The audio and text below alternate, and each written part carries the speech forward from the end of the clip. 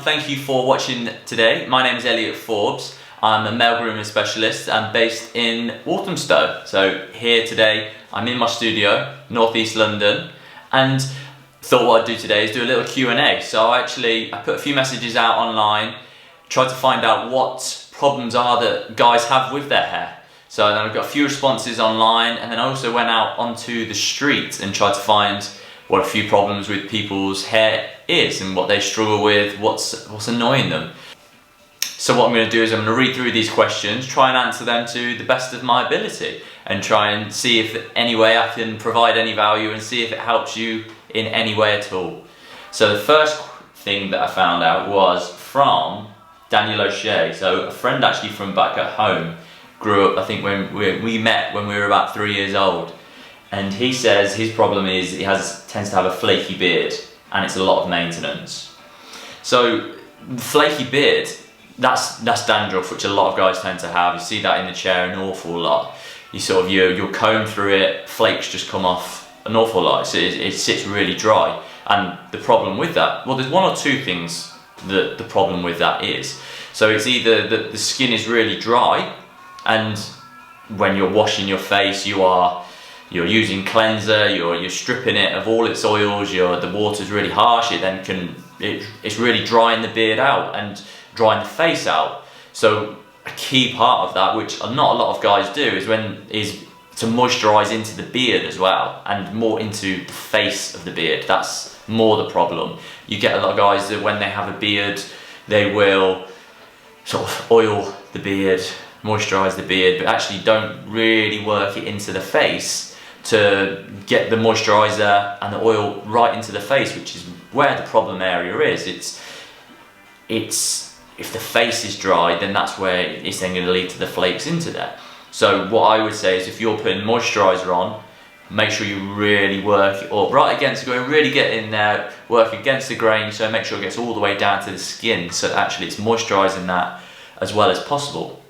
Now the second thing that it also can be is that which I've seen it on a couple of guys, is where there's a fungus growing in there, which that would then be when it gets really quite dense, really quite sort of flaky and troublesome in there. And that's just because it's not getting any skin to it. The longer the hairs get, then it's trapping everything inside of there. It's growing it, and it can, if you're not careful, become really quite a nasty thing. Actually, on one occasion especially, it was quite bad. But the good news about that is that if you just shave it all off, then it will go back to being normal again, but obviously then you lose your beard. That's all I really know about the fungus. I don't know an awful lot about the fungus. So most guys, it's the moisturizer that I would recommend with it in there, working that against it, and that'll make a big difference for yourself. Maintenance, well, really that's just part and parcel of having a beard, really, isn't it? It does take a lot of upkeep with it. So that is just a part of the problem, I guess. Right, so next question is from Lee Rawson. It's not actually having a proper consultation. Barber needs to learn this skill.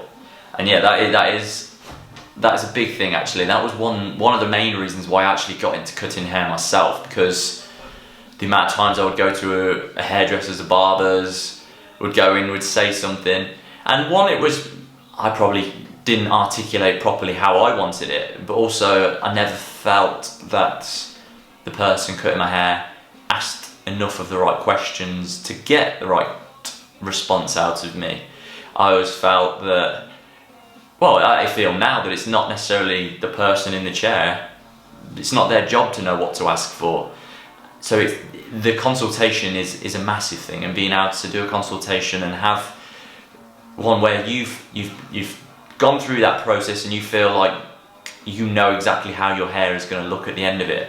I think, yeah, that's a massive thing that a lot of barbers and hairdressers don't do as well as it should be. Generally, it amazes me whenever I'm in a shop or whenever I see someone doing a consultation. It's just what the client says, 10-15 words, cool, yeah, cool, let's get your hair washed.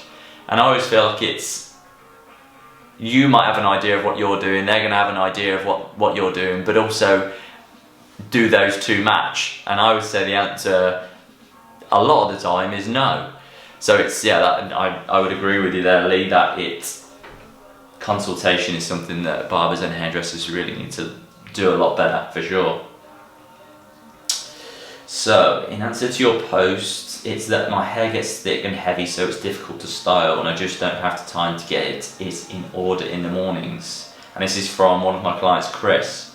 Well, the answer to this really, about this, as to why it then gets thick and heavy, is that Chris tends to wait around 3 months for a haircut, and will then go very short through the sides, have it quite textured on top. And although it looks good then for the first month, it's then the part of that is that realistically you need to keep on top of the haircuts more. A lot of my hair, well, virtually all the way I cut my hair is so it's really quite weightless and grows out really nicely, but obviously there is a limit to how light a haircut will grow out. It's if it's going to be cut to a certain shape that's really nice and short, then the proportions are going to be different as it gets longer. So realistically, this is a matter of fact of getting your haircuts more frequently, really, is the thing with that. And then, so I was on Twitter, and there's an Austin that says, how to get curly hair for men. Well, there's a few options with this, really. So one option is to get a perm. And to be honest, I think this is something that's going to really make a big comeback in the next couple of years. I think you're going to see this an awful lot. I think you're going to see guys that and it doesn't even have to be necessarily like a really tight curl that's really strong into the head. I think you're going to find a lot of people where it's just almost gets just a wave in the hair with it. And if your hair is really nice, naturally straight, like mine grows out really straight, it has a bit of a wave as it gets longer, but not really a sort of an elegant curl or wave to it. So for people that have got straight hair, then just having a perm and set at different levels, then for sure I think that, well, that's obviously one way of getting the curlier hair. A couple of other options then are the way that you style it. So one option with that would be if your hair is going forward. I've got the mannequin here. So if we're looking at this now, what I would then do, an option, is then to have a round brush. And what you do then when you're trying to dry it, so you would have either some sort of sea salt spray or some sort of pre-styler in there, maybe a little bit of paste when it's damp. And then what you can do is actually almost, this goes in, and you want to work it down in sections through the top. So you can do it in 3 sections, and what you want to do through there is almost grab it and you're rotating it, but you're rotating it down like so. So in towards the crown, then rotating down, and then you can work the second section in, rotate down, and then again through the third section, all the way until that's dry. And what that will do, then that will be able to then create a little bit of a wave in through there. Not quite curly hair, but it definitely gives it a wave to it. And that will then enable that to sort of sit quite naturally. Or then what I would do potentially is a little bit of finishing product in there, maybe a little bit of paste, or even just a little bit of dust, just to be able to finish that off quite nicely in there. Third option would be then, when you're drying your hair, would be to use a diffuser. A diffuser would be something like this, which would then click onto the end of the hairdryer. So now this is the Dyson one, so this sits with a magnet on there, so it's a little bit shorter than what you would normally see. A diffuser that you would connect to your normal hairdresser would then tend to come out a little bit more through here, and then you just attach that as another nozzle onto the hairdryer.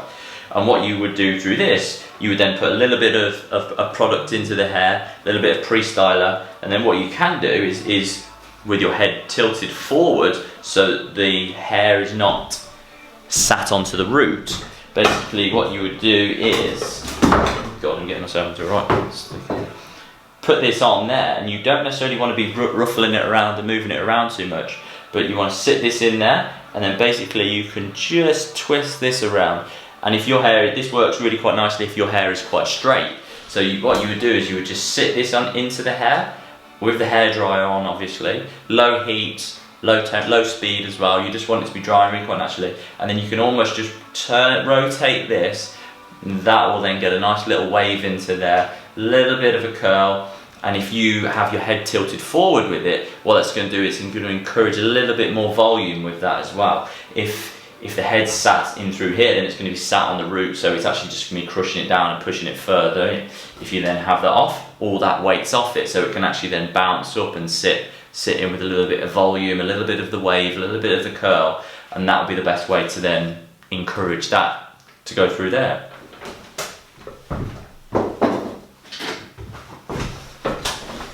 Okay, so what else have we got? So Motu Raman says, what's more important, the haircut or the hair product? Well, a tough one. I would say the haircut is imperative, that it's got to be good.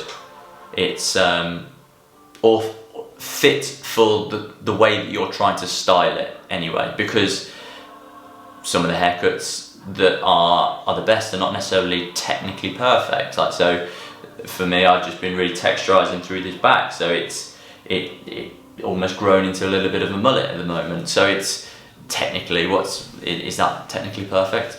But it's working for me at the moment. So what's more important, the haircut or the hair product? The haircut is massively important.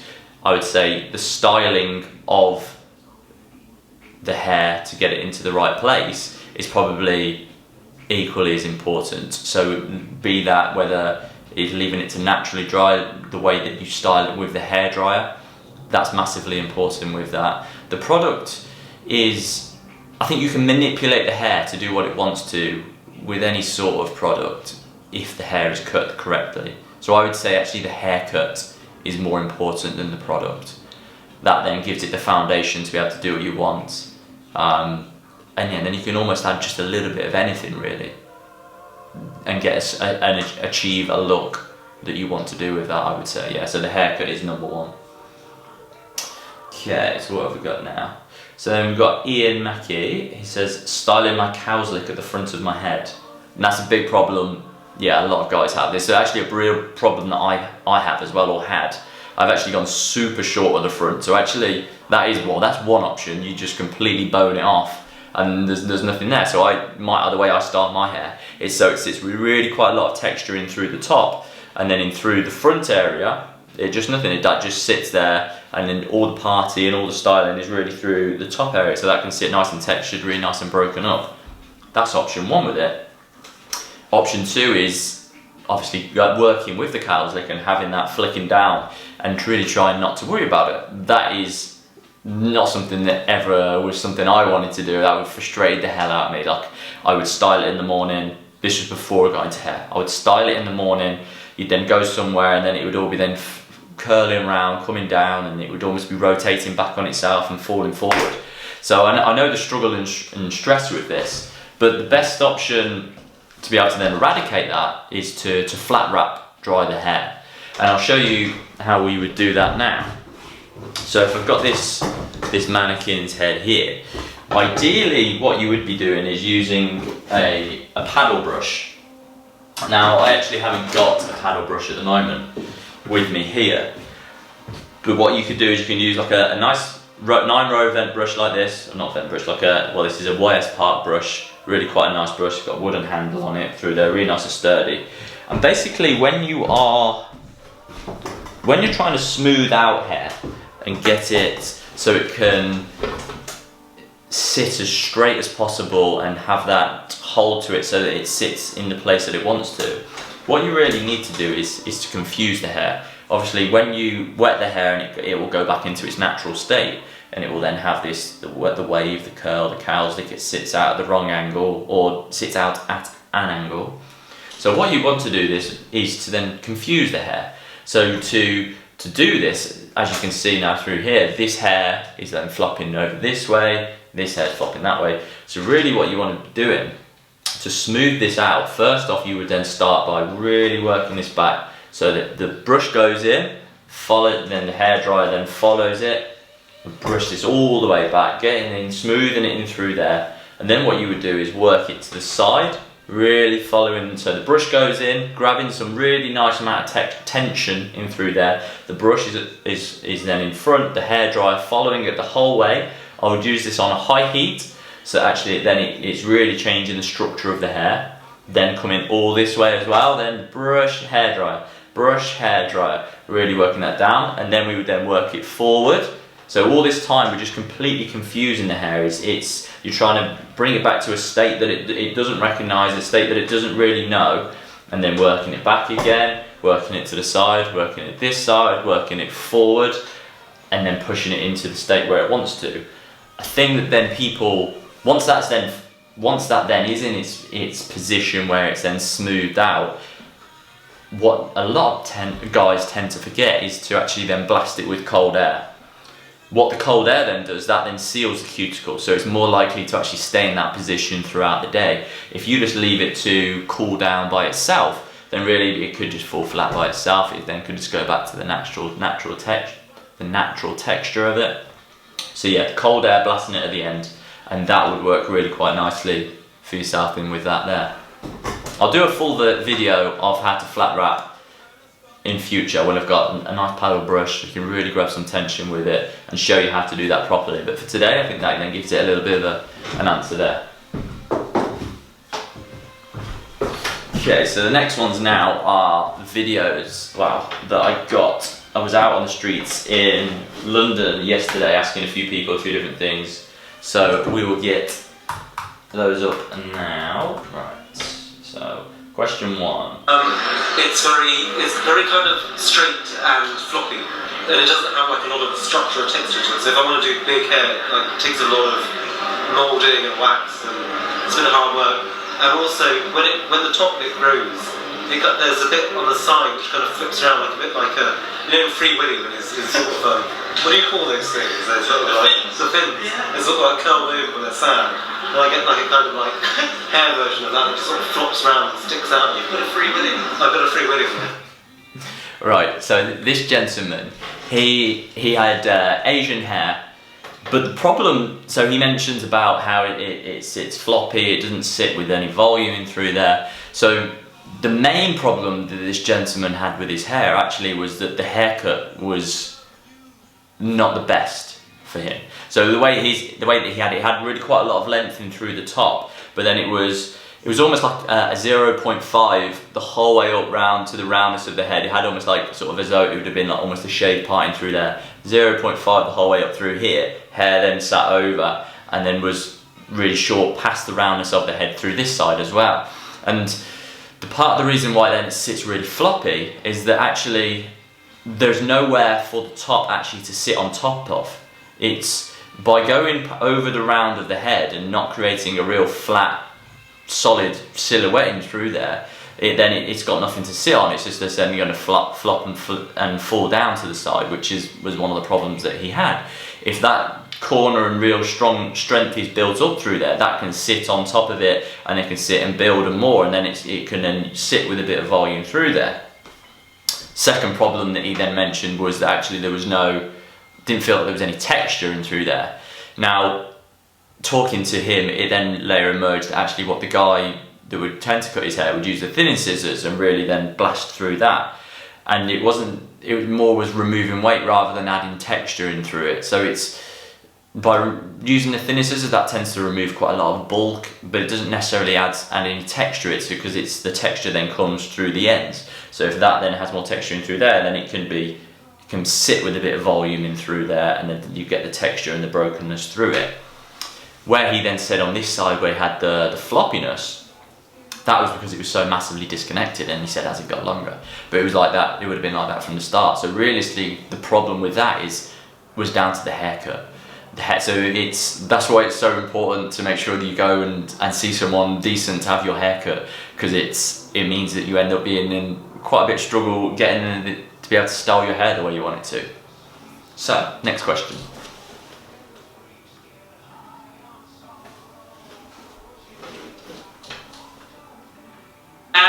When it's hot, it gets really frizzy, and when it grows out, it looks like a tennis ball or like a toothbrush. So I have to keep it really short, which is nice, but sometimes feels a bit like shabby, I guess.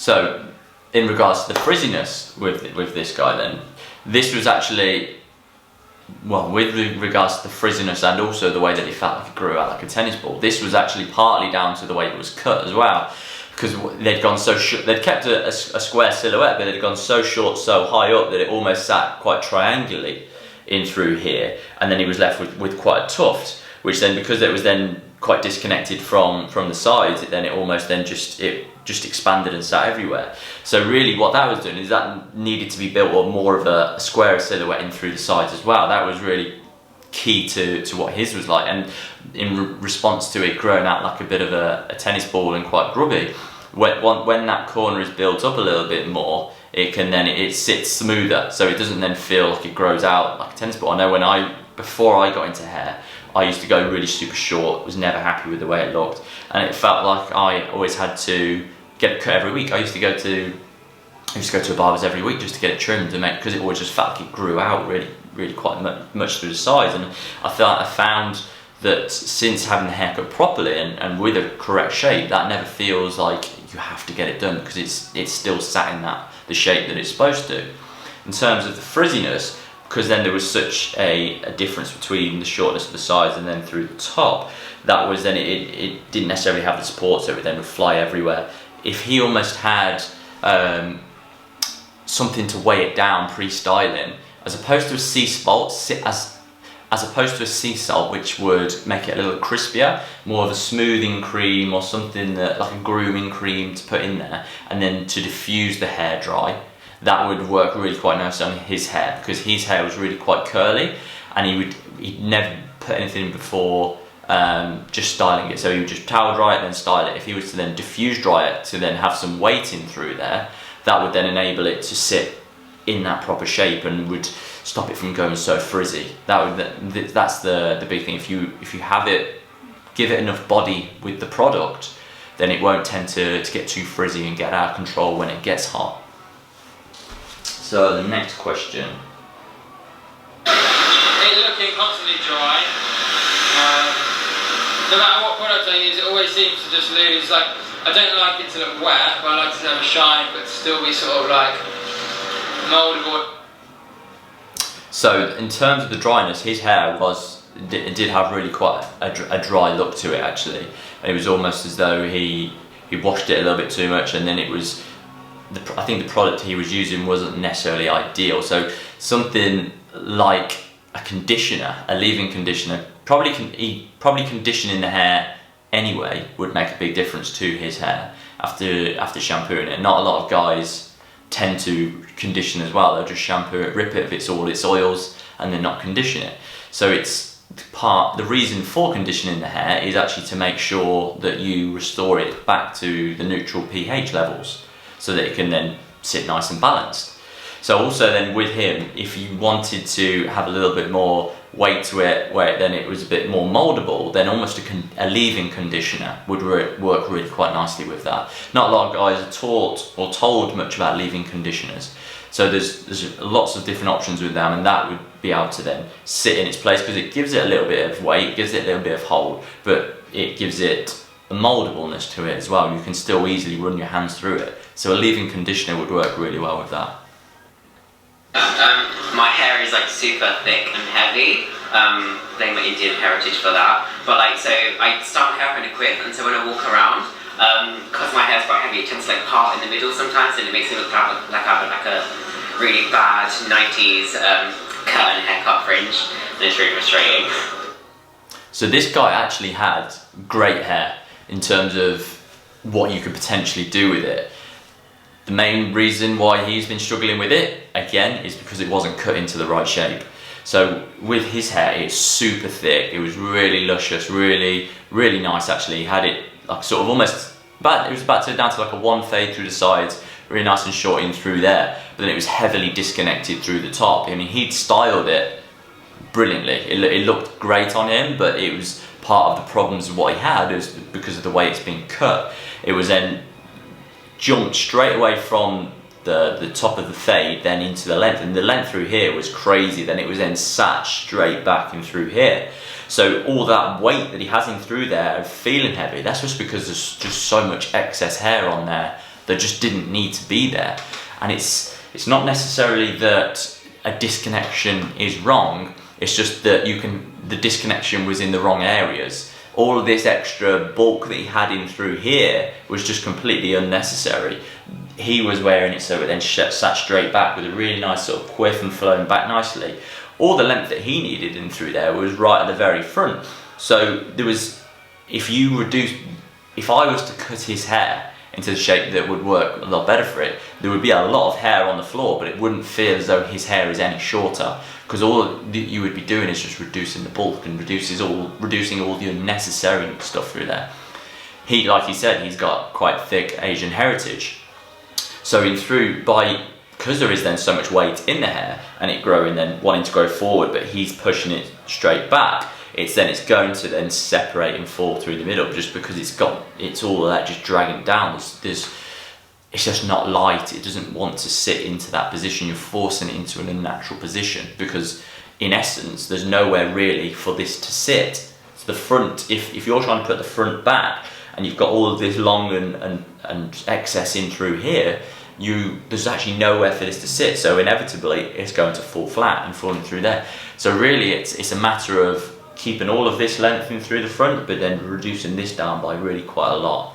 And although he was styling it great, it could look an awful lot better with that. So that would be the one way that I would advise him as well, which I did advise him. So there we go. That's the first episode of Elliot's Q&As. I hope you enjoyed that. Maybe got a few little tips and maybe enjoyed that along the way. So I'm going to be doing a few more of these each week. If there's any questions that you want to ask me, I'm going to be going out onto the streets, asking people what their problems are, how I can help them in any way. So feel free to leave me any messages below, and I'll potentially feature them in any future episodes. All of my social media channels are linked down below, and I shall see you soon. Thank you very much for watching. Much love, Elliot.